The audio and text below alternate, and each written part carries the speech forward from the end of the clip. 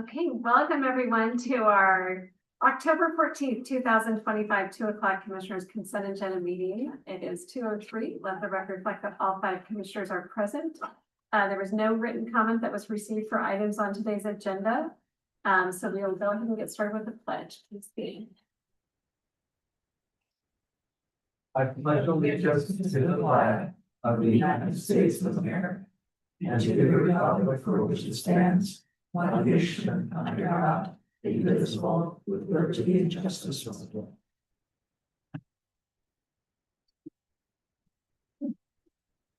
So that will then take us to our open public forum. So if I don't have anyone signed up at this point, if anyone would like to come down and testify for open public forum. No one in the audience, no one online. Second call. Seeing no one in the audience, no one online. Third and final call for anyone wishing to testify at open public forum. Seeing no one, I will close the open public forum and look to my fellow commissioners. Madam Chair, I move to approve items 3, 4, and 5, including all sub-items on today's consent agenda. Second. Have a motion and second. Any further discussion? Seeing none, all those in favor, please signify by saying aye. Aye. Aye. Motion passes unanimously. That will then. Yeah. Let's do it. Okay, go ahead and do it. Let's do that. Madam Chair, I'd like to bring forward a by-leave item. And I would like to move that we approve the drafting and signing of a letter addressed to the Honorable Paul Kramer, the Assistant Secretary of Defense for Energy, Installations, and Environment in the Department of Defense regarding a partnership request to maintain PFAS cleanup timelines at Fairchild Air Force Base, to be signed by the majority of the board. Second. I have a motion and a second. This is a by-leave item. It's not on our agenda. So with that, any further discussion here before I open up for public comment? You want to speak to it? Yeah, you can speak to me before I open up for public comment. Yeah, so it's been suggested that with the recent decision for the Department of Defense that they wanted to change the timetable for investigation and mitigation of the presence of PFAS from military installations for Fairchild Air Force Base, which was on the list. That means that instead of them finishing their work in 2026 or next summer, it would be extended out until 2032. That from the board's standpoint, from my standpoint, is unacceptable. We have an urgent need for them to finish their work. And so this is a letter to Department of Defense and specifically to the one in charge of this program to say, you're so close, let's finish up the work. Let's address the mitigation efforts and stay on the timeline that was originally established. And so that's what the letter tends to do. Thank you. So since this was not on our printed agenda, I will open it up for public comments. So first call for anyone wishing to testify on this item. We have someone in the audience who wants to.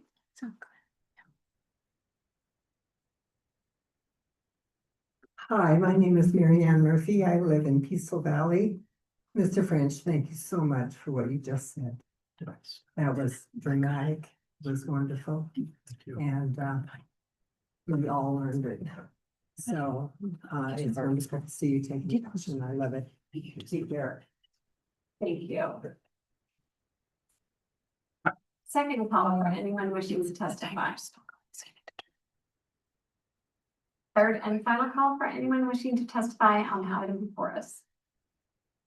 See no one else in the audience and no one else online, I will close the public testimony.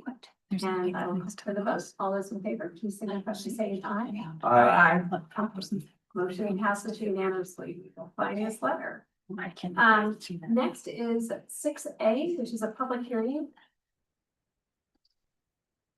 Which is a public hearing in the matter of the annexation of property into Spokane County Fire Protection District Number 8. Wes, I'm gonna have you say your last name for me. I never say it right. So if you would like to speak to this, and then we'll open it for public comment. Yes, yeah, very quickly, commissioners. Thank you. Very quickly, commissioners, this is in the matter of the annexation of property in the Spokane County Fire Protection District number 8. This was briefed back.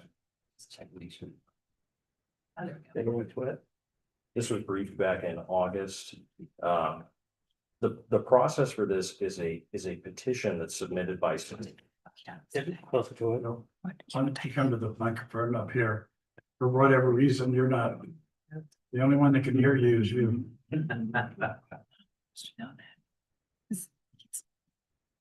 How about this one up here? Yeah, Hello, you may just want to speak. You get really close. hello. There we go. Okay. So the process for this annexation is a petition that's submitted by 60% of the voters of the area proposed to be annexed. They submit a petition to the district to hold a public hearing. And at that hearing, the district will enact a resolution, and that resolution is sent to the Board of County Commissioners. That they held their public hearing on June 10th. The Board of County Commissioners holds a public hearing and then enacts a resolution also approving of that annexation. This is an alternative to an election. There's a separate process to go through that they're using alternative method that is established by statute. So to avoid an election, because there's already 60% of the voter base that approves of the annexation. So with that, I believe everything else has already been briefed. The Fire Protection District already held their hearing. They passed their resolution and submitted it to the board for their approval. And then before you in your packet is a resolution approving of the annexation. Is there any questions about that? Any questions? I'm not seeing. Appreciate it. Thank you. Thank you. So this is a public hearing item, so I will open up for public testimony for anyone that would like to testify on item 6A is just presented. Second call for anyone wishing to testify on item number 6A. Seeing no one in the audience, no one online. Third and final call for anyone wishing to testify on item number 6A. Seeing no one, I will close the public testimony and look to my fellow commissioners. Madam Chair, I move to approve public hearing item number 6A in the matter of the annexation of property into Spokane County Fire Protection District number 8. Second. The motion is second. Any further discussion? Seeing none, all those in favor, please signify by saying aye. Aye. Aye. Motion passes unanimously. That will then take us to item 6B, which is to consider the adoption of the 2025 amended annual road construction transportation improvement program for the Spokane County Public Works Department. We have our county road engineer, Matt Zerkor. Thank you, Madam Chair, here today to talk about the amended annual construction plan. And you can see on the overhead here, we first like to talk about money. We always do. And you can see for every dollar of county road funds that we expend, we get $5.49 of other funding, primarily state and federal sources. And you can see the list there. In this year's construction program, we had 3.3 in county for 10.2 of federal and 4.6 of state. So a good year for the construction program. We were able to leverage those dollars very effectively this year. And then next slide. We'll just kind of walk you through a few of the major projects. The first one being Hatch Road reconstruction. This was the second phase on Hatch Road and builds us out to the urban growth area. And the project cost was about $3 million. Inland Asphalt was our contractor. And this one, they're paved out the main roadway and they're working on the pathway portion of it now. And we anticipate having that done this week, weather cooperating, which it looks like it will. Cascade Way reconstruction was completed in July, and that was from Wall to Normandy. And that was a road very much in need of reconstruction. We were happy to get those funds. And it was about a $1.3 million project with Shamrock Paving. Deer Park Milan Preservation, and that was up north as advertised between Deer Park and Milan. And it was a 2-inch grind and inlay. It was a $1 million project. And again, it was Inland Asphalt, and that was also completed earlier in the summer in August. Next slide, please. Country Homes. This was a combined project with a sewer force main, a redundant force main installation. It was 1.5 in preservation work and $500,000 for the redundant force main. And we're finishing out this project now, but I anticipate completing paving and opening traffic on Monday is the current schedule. And that was our last one, so we're breathing a sigh of relief, as you might imagine, with the strike this year. There was a lot of uncertainty in a lot of our schedules, so we're very happy to be getting everything paved out and having the weather cooperate with that paving effort. And last but not least, Elk Chataway reconstruction. This project's also completed. It's a $2.6 million project. Versatile Industries did the project for us. They're actually up north out of Ione. That was the first time we've worked with them, and it was good experience. Everything went well, as far as I'm hearing. And they've completed that. We're just going to be working on punch list, and then we'll get the road open. Next slide. And that's all I have. Happy to answer any questions. Any questions for Matt? Just looking forward to country homes being added. That's awesome. You're not alone. We are too. No, yeah, very excited that everybody was able to, the projects were completed. I can see asphalt plants will be shutting down here soon. Yes. So that was perfect timing. Okay, so this is a public hearing item, so I will open up for public testimony on item number 6B. It's just presented. See no one in the audience and no one online. Second call. Third and final call for anyone wishing to testify on 6B. Seeing no one online, no one in the audience, I will close the public testimony and look to my fellow commissioners. Madam Chair, I move to approve public hearing item number 6B, the adoption of the 2025 amended annual road construction transportation improvement program for Spokane County Public Works Department. Second. A motion is second for item 6B. Any further discussion?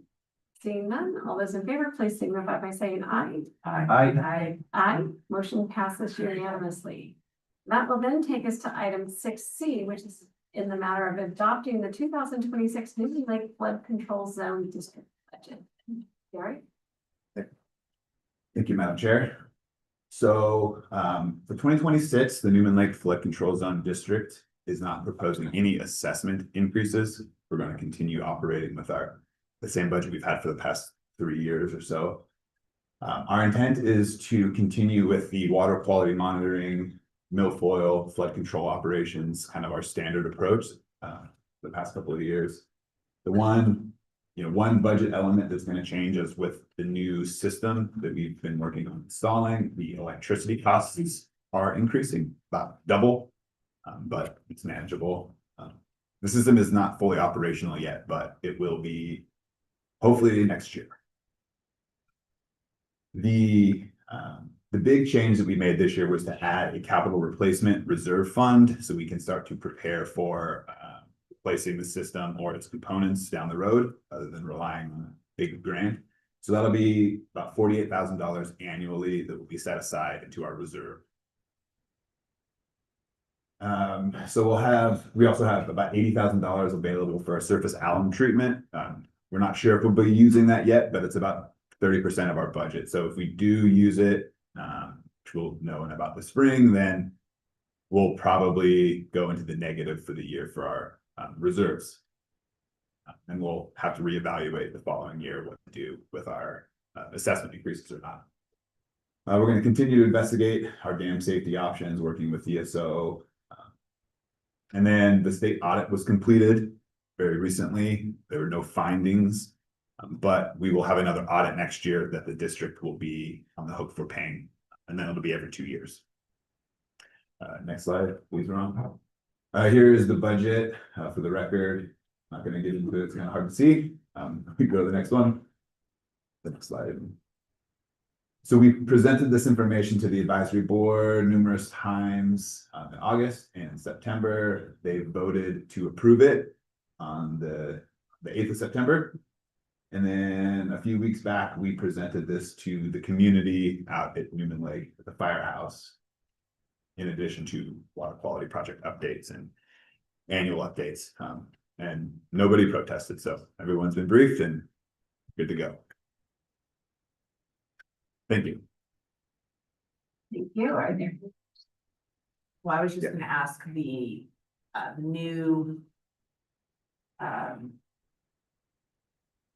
The new filtration system. Oh, the oxygenation Yes, system? Yeah. yes. So is that something that was, is there some challenges with getting it to operate, or it just really needs to operate more during the warm season?